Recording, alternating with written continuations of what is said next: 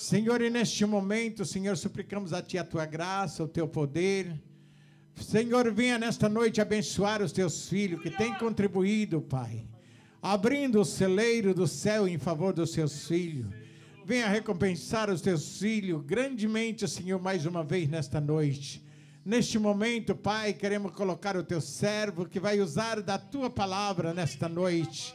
Pai de amor, abrimos os nossos corações para receber mais uma porção da Tua palavra ao nosso ser nesta noite. Porque somente a Tua palavra que fortalece os nossos corações. É somente a Tua palavra que nos faz caminhar, Pai. Grande de frente, diante de grandes tribulações e dificuldades nos dias da igreja. Mas a Tua palavra ainda permanece fiel. É por isso que nós cremos verdadeiramente. E somente a Tua palavra que nos faz caminhar. É por ela que nós caminhamos. É por ela que nós cremos na Tua palavra, no Teu poder, no Teu agir. E nesta noite, vem usar com autoridade, com graça, pela unção do Teu Santo Espírito. Usa grandemente o Teu vaso nesta noite. O profeta que vai usar da Tua palavra nesta noite. Fala, Senhor, profundamente aos nossos corações, ao que nós Te pedimos, já no maravilhoso nome de Jesus, em nome de Jesus. Oh, Deus. Amém. Pode se assentar, igreja. Daqui a pouco nós vamos ler a palavra, mas antes de fazer a minha introdução, né? E estava pensando na responsabilidade de estarmos aqui nessa noite para falar da palavra de Deus, porque, para mim, eu prego a mesma coisa para 500 e para 6 também. Não tem diferença nenhuma para mim. Eu estava falando domingo passado que eu acredito que Jesus, Ele está no meio da igreja, no meio do nosso culto, e Ele assiste o nosso culto. E quando Jesus está me escutando pregar, eu tenho sempre que preparar o melhor, porque é Jesus que senta, faz as anotações, e no dia do tribunal de Cristo Ele vai me pagar, né, segundo as minhas obras. Quero agradecer também aos irmãos que nos assistem online, via internet. O pastor citou também pessoas de São Paulo, da capital. Eu sou do interior da cidade de Americana. E o pastor Aparecido fala assim, nada contra os irmãos da capital, mas do interior fluirão rios de águas vivas. O pastor leu isso aqui. Leu ou não leu, pastor? Obrigado. Do interior fluirão rios de águas vivas. E os irmãos da capital, de Araçatuba, enfim, de lugares aí que estiverem assistindo essa vigília, que sejam abençoados por essa palavra. Primeiro lugar, também agradecer ao pastor Aparecido, que é um pastor que eu conheci 2 anos através de um pastor amigo meu. E é um homem de Deus muito sério, eu respeito muito, porque eu sou jovem, sou um pregador. Eu comecei a pregar com 16 anos, né? Hoje eu tenho 32. Faz 16 anos que eu sou pregador do Evangelho.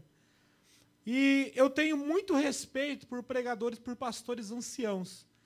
E eu tenho muitos pastores velhos, assim, não falando que ele é velho é o diabo, né? Assim, de anciões, de idade avançada, com experiência, que são pessoas sérias, que quando eu preciso tomar um conselho na vida, eu sempre converso com um desses homens. Um deles também é o reverendo Cairo Marques, de Boston, que é um pastor amigo meu. Ele tem 72 anos de idade. E ele é pastor há quase 50 anos já. Ele é um dos primeiros pastores que começou o Evangelho Quadrangular em São Paulo, né? Talvez ele conheça, ele era pastor da sede nacional da Santa Cecília, hoje ele pastoreia Boston, né? Ele é um homem também que eu tenho muito respeito também, porque os jovens têm força, mas os anciões têm experiência, têm sabedoria, não é verdade? Então nós precisamos ter um balanço entre os dois, entre ter força e também ter experiência. Segundo também o pastor Rogério, o filho dele também, que eu só vi pregar acho que uma vez só vi ele pregar, e 2 vezes na internet também. As vezes que eu ouvi pregar também foi não passei vergonha, né? O pastor Aparecido não passou vergonha com o filho dele, né? Sempre traz mensagens maravilhosas. Eu, às vezes, pego as mensagens deles no YouTube também, vejo no Facebook, no Orkut. E é um homem de Deus tremendo. Quem não me conhece, eu sou ligado no Ministério Hispânico, né? Do apóstolo Franco Maximiliano, lá na cidade de Ustra. Nós também temos uma igreja, aqui deve ser no 2º piso também, que pastoreia o pastor Alex e a pastora Nancy. É um ministério novo, nós éramos do Evangelho Quadrangular, e faz 2 meses, né? Nós temos 10 igrejas nos Estados Unidos e igrejas em mais de 20 países, né? Embora seja um ministério novo, já tem igreja em quase 20 países, na América Central, na Índia, na África. E também, alguns também não sabem também, né? Eu sou uma pessoa que faz muitas coisas. Eu também sou pastor também do Ministério de Língua Portuguesa, de quinta e às vezes de domingo à noite, do Ministério Templo dos Milagres, do pastor Ronei Rezende, que meu culto é de manhã, sempre eu estou lá auxiliando, sento no púlpito, quinta-feira eu dirijo a campanha sempre lá. Pastor Ronei Rezende é amigo nosso também. Também sou um dos pastores assistentes da igreja e evangelista do Ministério Hispânico da Rede de Avivamento na cidade de Ustra. E também eu sou um pouco membro dessa igreja também, né? Gosto muito dessa igreja. Eu falo para o pastor Cido que eu sou meio membro dessa igreja. Ele fala, não tem como ser meio membro. Ou você é, ou você não é, né? Mas, introduções à parte, vamos à palavra de Deus, vamos nos ficar em pé. E hoje, eu quero falar sobre um tema que talvez você não ouviu muitas pregações sobre isso. Quantas pessoas aqui ouviram algum pregador pregar sobre a ordem de Melquisedeque? Nos últimos 5 anos, quantos aqui ouviu algum pregador falar alguma coisa? Alguém ouviu? Ninguém? Ouviu? Algum pregador também? Raramente, poucos pregadores têm falado sobre isso. Isso é o tema que eu escolhi para falar sobre hoje. Você já ouviu falar sobre levitas, né? Quem já ouviu falar alguma coisa sobre levitas? Isso aí todo mundo já ouviu. Nós vamos explicar também o que é levita, o que é a ordem de Melquisedeque e o sacerdócio de Jesus. Isso está no Evangelho segundo Gênesis. Você vai entender porque eu falo Evangelho segundo Gênesis, capítulo 14. Já tinha o Evangelho em Gênesis? Claro que sempre teve Evangelho. As boas novas. Quando o homem caiu, Deus, ele já, na hora, providenciou o plano de redenção para o homem. E ele fala assim que da semente da mulher iria levantar aquele que esmagaria a cabeça da serpente. Então, de geração a geração, homens santos de Deus carregaram a semente do Messias, do Filho do Deus vivo, do Filho do homem e do leão da tribo de Judá.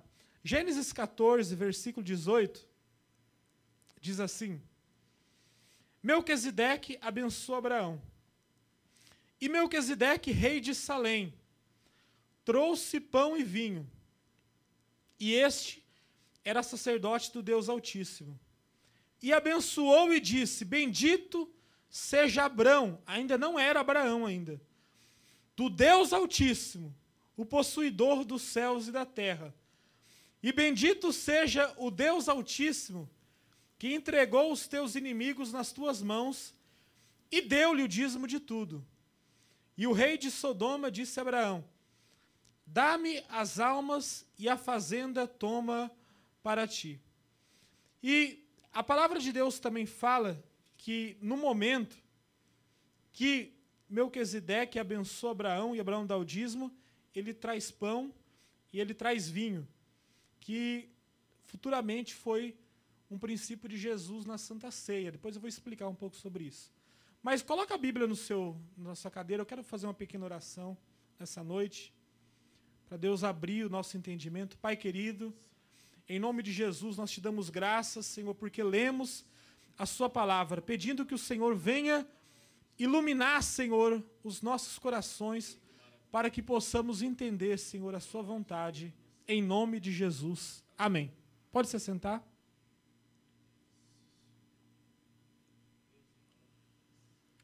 a ordem de Melquisedeque. Melquisedeque era para os povos antissemitas e para os povos semitas. O que é?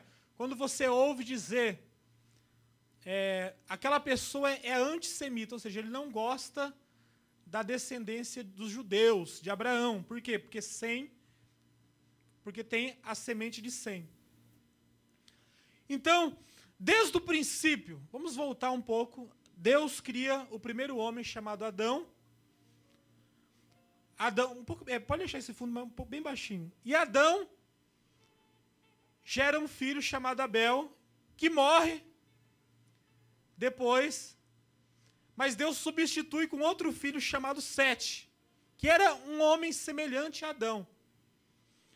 E aí vai aquela descendência, no Evangelho de São Lucas, que é o evangelho mais completo, ele fala sobre as descendências.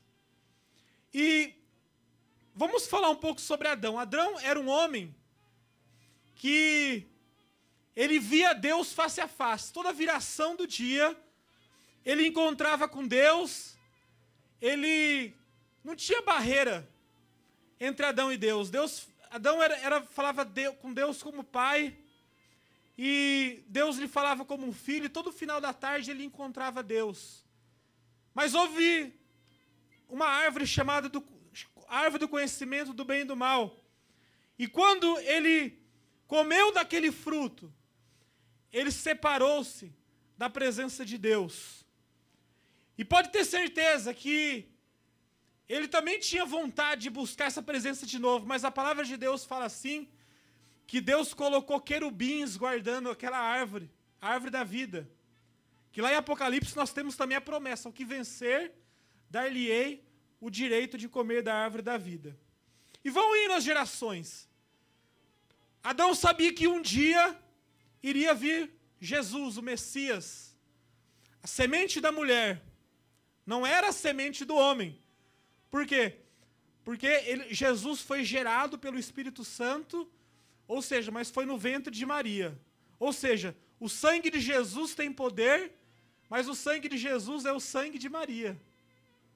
Ele vem do sangue de Maria. Mas depois vem Enos. E Enos é a primeira pessoa, o primeiro homem no passado que começa a invocar a presença de Deus. Porque até então eles não tinham muita revelação diante de Deus, mas Enos ele vem e ele ensina a sua geração, vamos invocar o nome do Senhor Deus. Vamos invocar a presença de Deus. Mas mesmo assim, eles não sabiam direito o nome de Deus. Não sabiam que o nome de Deus era Jeová ou Iavé, que era 4 consoantes do hebraico. Eles não tinham essa revelação completa, mas eles já invocavam a Deus. Vai indo as gerações e surge um homem chamado Enoque. Esse aí você já ouviu falar que ele era um homem muito grande diante da presença de Deus. Enoque é um homem que nunca provou a morte. Ele foi tomado vivo para os céus, para você ver a comunhão que ele tinha com Deus. Ele era um homem que ele andava com Deus. Ele era um homem que sabia das coisas de Deus. Ele viajava os mundos. A palavra de Deus fala assim, que Deus, ele monta num querubim e voa. Imagina a vida de Enoque. Enoque, depois de Adão, foi um dos primeiros homens que começou a entender o que era andar com Deus. Mas a palavra de Deus fala assim, que ele era um homem muito justo, um homem muito santo. E Deus tomou ele para si. Enoque também tem um livro, que não é considerado um livro inspirado, um livro apócrifo, você pode ler na internet. É um livro de valor histórico, um livro interessante até, mas não é um livro inspirado. Mas é um livro interessante. Você pode ler na internet qualquer hora que você quiser o livro de Enoque. Mas aí vem vindo as gerações, e vem Noé, da história da arca, que você sabe. Vem muitos homens, e surge um homem chamado também Abraão, também que vem dessa descendência. Porque presta atenção, todo homem que a Bíblia cita, é porque ele carrega a semente. Havia muitos homens, que um gerou outro, mas o escritor de Gênesis, que foi Moisés, ele só faz questão de falar dos homens que carregavam